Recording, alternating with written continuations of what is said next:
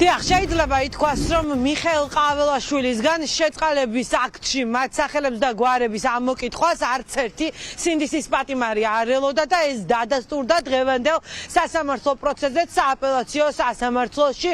ბევრი არაფერი უთქვამთ ქართული ოცნების პრეზიდენტად დასაქმებული კაცის შეწყალებასთან დაკავშირებით დაკავებულებს სინდისის პატიმრებს სულ ერთი სიტყვით, ერთი წინადადებით გამოეხმაურა ანდრო ჭიჭინაძე მიხეილ ყაველაშვილის მიერ გამოქვეყნებულ შეწყალების აქტს. თქვა რომ გამორიცხული იყო მისგან რაიმე აღიარებასთან დაკავშირებით საუბარი, რადგან მიაჩნია რომ სისხლის სამართლის დანაშაულს საერთოდ ადგილი არ ქონია და თუ უნდა ემსჯელა ამ საქმეზე სასამართლოს ან მხარებს, მაქსიმუმ შეიძლება სადაო გამხდარიყო ისიც ადმინისტრაციული განხილვა უნდა ყოფილიყო სასამართლოში.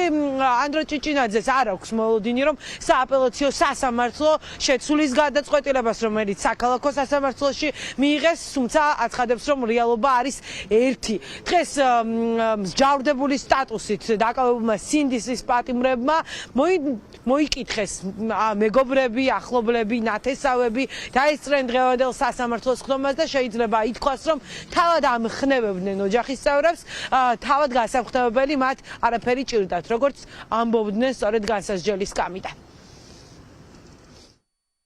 ამ ადამიანებს უნდათ რომ სხვა რეალობა დაგვენახონ. არც ერთ ეტაპზე არ იყო გამორიცხული აღიარება, რადგან არ ქონია ადგილი სისხლის სამართლის დანაშაულს.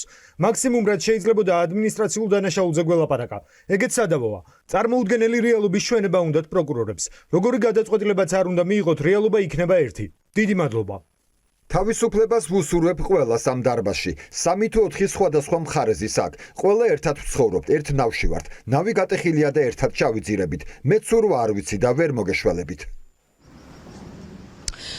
პროკურატურამ დღევანდელ სასამართლოს ხდომაზე დააფიქსირა საკუთარი პოზიცია და სააპელაციო სასამართლოსგან ითხოვენ პირველ ინსტანციის მიღებული გადაწყვეტილება გადააკვალიფიცირონ როგორც საზოგადოებისთვის ცნობილია ჯგუფურ ძალადობაში მონაწილეობა, ვერ დაუმტკიცდათ სინდისის პატიმრებს. ახლა პროკურატურა ითხოვს რომ გადაკვალიფიცირდეს მუხლი კვლავ ჯგუფურ ძალადობაზე იმსჯელოს სააპელაციო სასამართლომ და არა 2 წლით იყვნენ სინდისის პატიმრები ციხეში, არამედ 4-დან 6 წლამდე იმსჯელოს სასამართლომ რამდენიმე წელს განუსაზღვრებს სწორედ სინდისის პატიმრებს.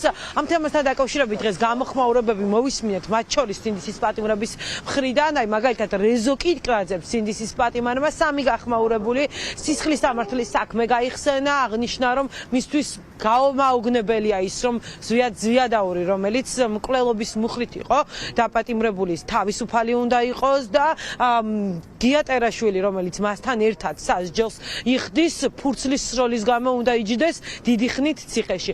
ასევე გაიხსენა ლორდ ქიფანიძის кейსი, როდესაც ედავებიან ახალგაზრდა აქტივის პოლიციის მანქანაზე ფეხით შედგომას, მაშინ როდესაც რეზო კიკნაძის მტკიცებით უამრავ ადამიანს ფეხით შედგნენ სწორედ ძალოვანი უწყების წარმომადგენლები პროევროპულ აქციებზე, თუმცა არც ერთი პოლიციელი დაკავებული არ არის.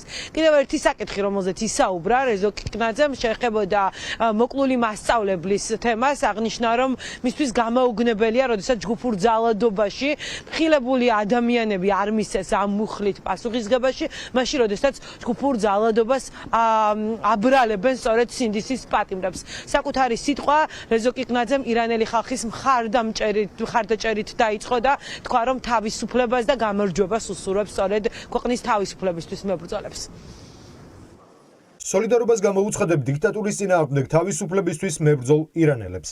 ყველა ადამიანმა უნდა აიღოს მაგალითი, როცა ქვეყნის კეთილდღეობას, პირად კეთილდღეობაზე წინაყენებ. რით მოგწამდეს 28 ნოემბრიდან 3 დეკემბრამდე. ამ თარიღებში, რა თარიღებშიც ბრალი წარგვიდგინეს, რა ნივთიერებებს უშვებდნენ, ეგ გვითხრან. სანამ პასუხს მივიღებთ, ყოველ წამს ინტენსიურად უნდა ვიკითხოთ. არ შეიძლება ეს დანაშაული შერჩეთ. თვითონ ერთმანეთშიც ვერ მოგვარებულან ისე რომ ერთმანეთის საწინააღმდეგო რაღაცები არ გვითხრან. მოსამართლეს ვკითხავდი, თვითონ თუ ფიქრობს რომ ჩვენი ბედი აშხაბადში უნდა წყდებოდეს. პასუხს არ ველი. ჩვენც რომ ასე ვფიქრობთ, ამიტომ გამოვედით გარეთ, რაც დანაშაულად ჩაგვითვალეს. ყველა მოქალაქე ვალდებულია გამოვიდეს, როცა მის ქვეყანაში უსამართლობა ხდება, როდესაც ხედავ რომ შენი ეგრეთ წოდებული მთავრობა მტერს ემსახურება. ამიტომ ხდება რომ მაშინ ის გავუტარეთ. ცოტა ხანში გვეტყვიან რომ რუსეთი ჩვენი მეგობარია. ეს იმიტომ ხდება რომ მაშინ ჩუმად იყავით. თქვენ პატივცემულო მოსამართლეები და თქვენც არაპატივცემულო პროკურორო. ჩვენ იმიტომ გვიჭერენ რომ თქვენ დაეთანხმეთ პუტინთან წყდებოდეს ჩვენი ბედი.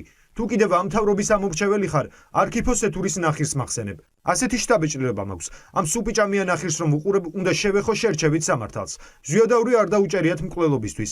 ტერიშულმა ქაღალდი ისროლა და 2 წელი უნდა იჯდეს ციხეში. გიგა ავალიანის საქმეზე ვიტყვი.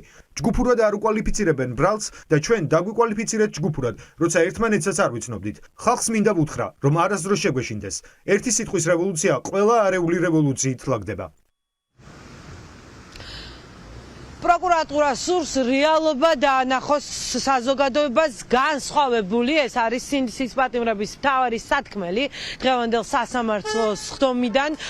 როგორც სინდისის პატიმრებმა თქვეს, არ ელოდებიან სააპელაციო სასამართლოდან გამამართლებელ განაჩენს, რადგან იციან, რომ ეს სასამართლოც ქართულ ოცნებას არის დამორჩილებული. დღეს შესავალი სიტყვები თქვეს მხარეებმა, საკუთარი პოზიცია პროკურორებთან ერთად დააფიქსირეს ადვოკატებმა, რომლებიც აცხადებენ, რომ არ არსებობს საფუძველი რომ ჯგუფურ ძალადობაში იყვნენ მხილებულები, დაკავებულები, ბრალდებულები. შემდეგი სასამართლო პროცესი 29 იანვარს ჩაინიშნა. ამ დღეს დაასკვნეს სიტყვებს იტყვიან ბრალდებისა და დაცვის მხარეები და არ არის გამორიცხული, რომ ამავე დღეს სასამართლოს გადაწყვეტილება მოვისმინოთ და გავიგოთ, დატოვებს თუ არა ძალაში 2 წლიან პატიმრობას სააპელაციო სასამართლო იმ გადაწყვეტილებას, რომელიც მოსამართლე ნინო გალუსტაშვილმა პირველი კოლეგიის სასამართლომ მიიღო.